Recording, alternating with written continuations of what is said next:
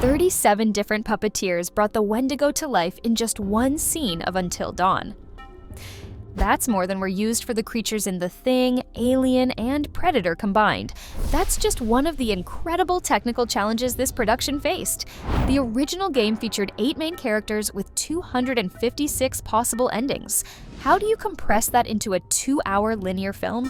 We are exposing the mind-bending math and creative solutions that made the impossible possible, and the compromises that left some game fans furious. The impossible adaptation problem.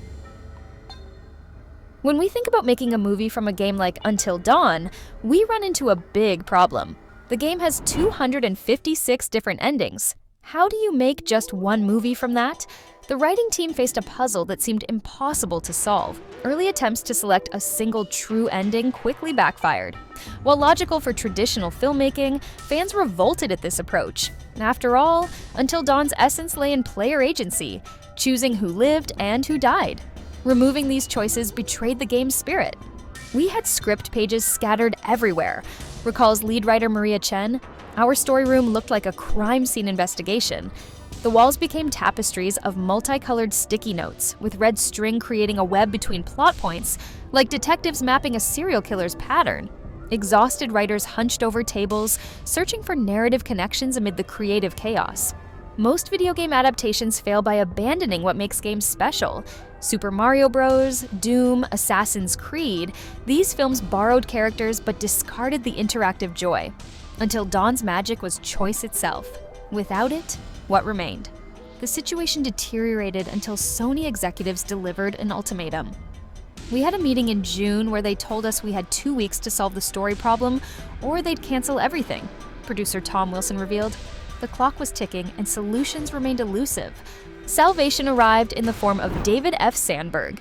Before directing horror hits like Lights Out, Sandberg built his reputation crafting short, terrifying films on YouTube. This unconventional background gave him a fresh perspective on their dilemma. Movies are problems, and creativity is problem solving, Sandberg declared at his first team meeting. He viewed the game's branching narratives as an opportunity rather than an obstacle. The breakthrough came during a late-night brainstorming session. Someone mentioned Groundhog Day, and Sandberg asked, "What if our characters got stuck in a time loop? They could die different ways, just like in the game." This concept transformed the project. Characters would relive the same night repeatedly, making different choices and encountering different fates each time.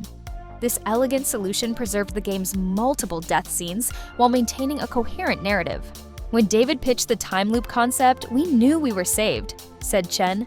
We could honor what players loved about the game while still making a movie that worked. Yet solving one problem unearthed new challenges. How would they film multiple death scenes?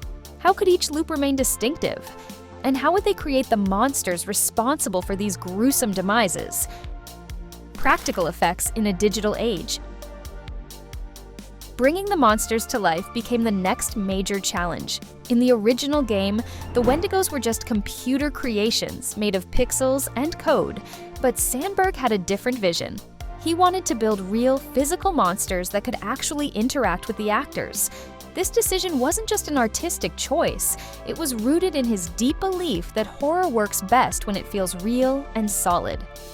You're going to have some sort of problem to solve in every scene, but that's kind of the fun of it, Sandberg explained during an interview. And when you come up with a solution that actually makes things better, it's awesome. This problem-solving mindset wasn't new. It had been proven in his earlier films where budget limits pushed him to be clever instead of relying on fancy effects. His work on Lights Out showed how camera tricks and smart editing could create scary monsters without heavy computer effects. In Annabelle Creation, he used old-school puppetry and practical makeup to make that creepy doll feel real. These past projects weren't just practice, they were the testing ground for the much bigger challenge of the Wendigo. The first glimpses of the Wendigo design raised serious doubts among the team. Early drawings looked amazing on paper, but turning those into something that could move and scare people proved much harder than expected. The budget reality soon hit. They simply couldn't afford to make the entire creature with computer effects, so they had to find another way. The first try at building a Wendigo was a complete failure. The suit was so heavy that it broke the performer's back brace on the very first day of testing. The second version moved better, but looked fake on camera. The third attempt fixed the look, but was so stiff that the movements seemed robotic instead of monstrous. Each failed test pushed the team closer to giving up on the practical approach. The breakthrough came when Applied Arts FX joined the project. This special effects team had worked with Sandberg before on Shazam, where they created that memorable worm-in-the-face scene. Their experience with combining makeup, puppetry, and limited computer enhancement was exactly what the Wendigo needed. Together with contortionist performers who could bend in unnatural ways, the team created custom harnesses that distributed the weight of the costume while allowing for those jerky, horrifying movements that make the Wendigo so scary. These weren't just suits. They were complex systems of pulleys, lightweight materials, and carefully placed joints. The final Wendigo used in the film is a masterpiece of teamwork. Most shots feature a real performer in a practical suit, with puppeteers helping control the more complex movements, and just small computer touches to enhance the effect. When the Wendigo grabs an actor, they're feeling real claws, not pretending to react to something that will be added later. Director's problem-solving playground. The practical effects that made the Wendigo so terrifying weren't just happy accidents.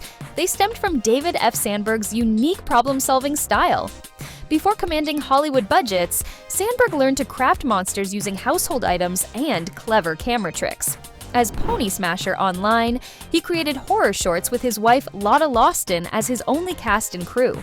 This DIY background shaped how he tackles filmmaking today.